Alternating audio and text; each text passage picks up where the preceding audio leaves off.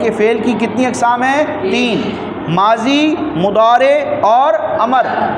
مضارع کا یہاں اعراب نہیں لگا، میں نے جو آپ کو لگوایا ہے اس کو آپ لگا لینا۔ مضارع میم پر پیش ہے، دوات پر زبر ہے، را کے نیچے کیا ہے؟ زیر ہے، مضارع۔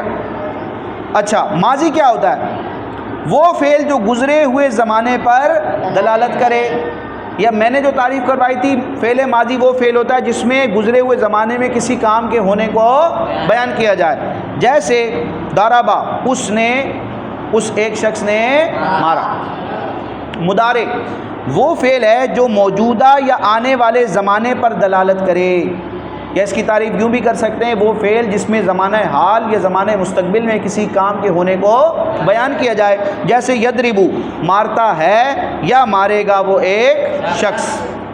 امر وہ فعل جس کے ذریعے مخاطب آپ کو بتایا جس سے ہم بات کریں، جو سیکنڈ پرسن ہے جس سے ہم گفتگو کر رہے ہیں، تو فعل امر کیا ہوتا ہے؟ وہ فعل جس کے ذریعے مخاطب کو کسی کام کا حکم دیا جائے، جیسے کہا جائے اضرب، مار تو ایک شخص، اشرب، پی تو ایک مرد، شخص یا مرد، ادخل، داخل ہو تو ایک مرد، اخرج، نکل تو، انصر، مدد کر تو مخاطب سے کسی کام کے کہنے کو جب بیان کیا جائے، مخاطب سے کسی کام کے کرنے کا بیان کیا جائے، اس سے طلب کی جائے، اس کو حکم دیا جائے، اس کو کیا کہتے ہیں؟ فعل امر۔